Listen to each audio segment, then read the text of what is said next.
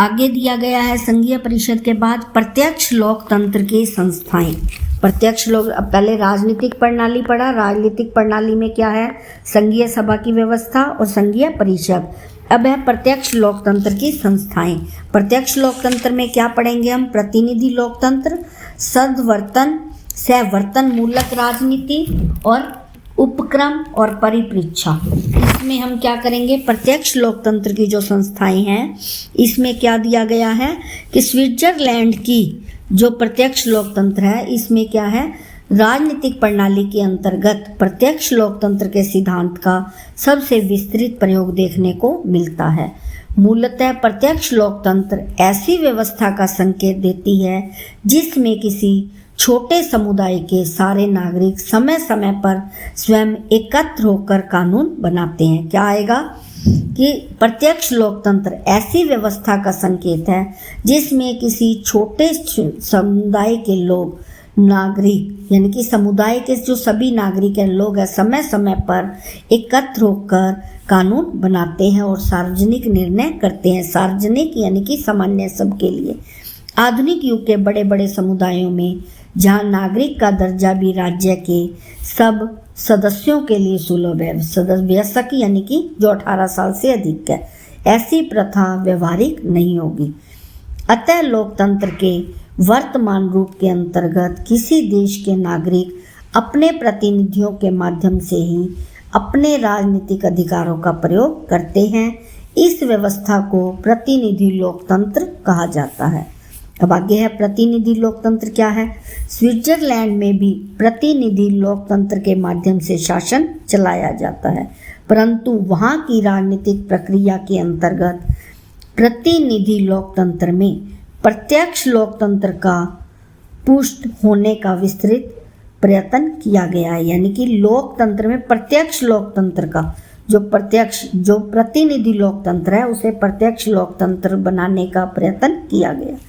अब स्विट्जरलैंड की जनसंख्या अनेक सजातीय और धार्मिक समूहों में बटी है और मुख्यतः उल्पाइन और नार्डिक जातियों के लोग रहते हैं। कहाँ है? स्विट्जरलैंड की जनसंख्या जो है धार्मिक समूहों में बटी हुई है। कौन सी जातियां हैं? उल्पाइन और नार्डिक।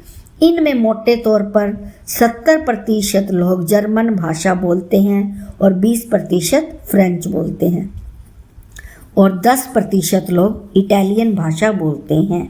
आगे दिया है 47% लोग रोमन कैथोलिक धर्म को मानते हैं और 44 प्रोटेस्टेंट। वो पीछे मैंने बताया था ना आपको, किसमें किया था? स्विट्जरलैंड की जो हमने किया था कार्यपालिका, उसमें स्विट्जरलैंड के बारे में जब हमने जाना था तो उसमें हमने किया था, उसमें मैंने आपको बताया था कि रोमन कैथोलिक और प्रोटेस्टेंट धर्म को मानने वाले लोग रहते हैं। शेष अन्य धर्मों में भी ये लोग आस्था रखते हैं। आगे दिया है सहवर्तन मूलक राजनीति। सहवर्तन मूलक यानी कि दूसरों के साथ मिलकर राजनीति चलाना यानी कि सहभागिता।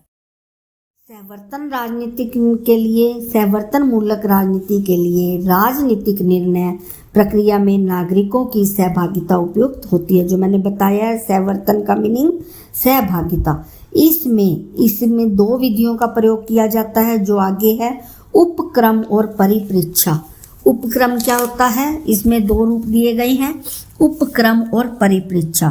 उपक्रम में क्या है? यह एक ऐसी विधि है जिसमें किसी राजनीतिक निर्णय के लिए बुनियादी स्तर पर शुरुआत की जाती है, अर्थात इसमें कोई साधारण नागरिक या नागरिकों का समूह प्रस्तावित कानून या संवैधानिक संशोधन का प्रारूप तैयार करता है।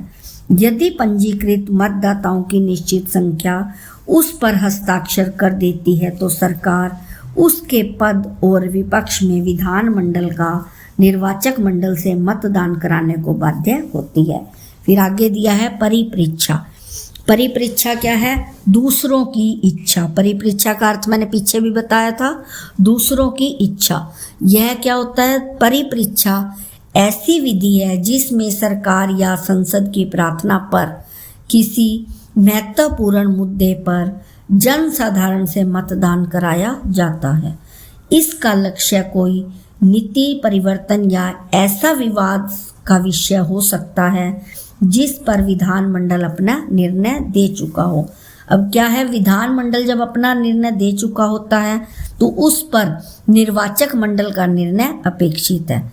इसमें अब क्या है, स्विट्जरलैंड में पहले श्वाइन नामक कैंटन में 1294 में नीति के मुद्दे पर नागरिकों से प्रत्यक्ष मतदान कराया था। पहली राष्ट्रव्यापी परिपरीक्षा 1802 में आयोजित की गई थी। इस प्रकार हमने किया स्विट्जरलैंड की राजनीतिक व्यवस्था। अब स्विट्जरलैंड की जो है राजनीतिक प्रणाली, संघीय सभा की व्यवस्था, संघीय परिषद। फिर हमने किया प्रत्यक्ष लोकतंत्र की संस्थाएं, प्रतिनिधि लोकतंत्र, सहवर्तन मूलक राजनीति। इसके दो रूप, उपक्रम और परिपरीक्षा। ये करने के बाद अंत में हम निष्कर्ष पर पहुंचते हैं। निष्कर्ष में हम क्या कह सकते हैं कि जो कानून स्विट्जरलैंड की संसद में जो कानून पारित करके परिपरीक्षा के लिए भेजती है उनमें 1/3 यानी कि 1/3 से ज़्यादा जनता के द्वारा अस्वीकार कर दिए जाते हैं। स्विस परिसंघ के अंतर्गत प्रतिवर्ष 4-5 बार विधि निर्माण के लिए उपक्रम की पद्धति अपनाई गई है। इसमें क्या है, इसके लिए 1 लाख हस्ताक्षरों की जगह 1.5 लाख हस्ताक्षरों की शर्त रख देनी चाहिए। ये हमारा यूनिट यहाँ पर पूरा हुआ।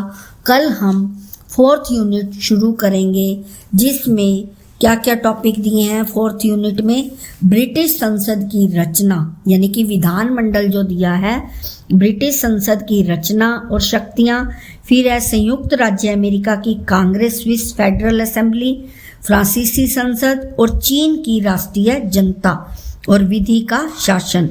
ये हमारे विषय रहेंगे 4th यूनिट में जो हम आगे कल से करेंगे।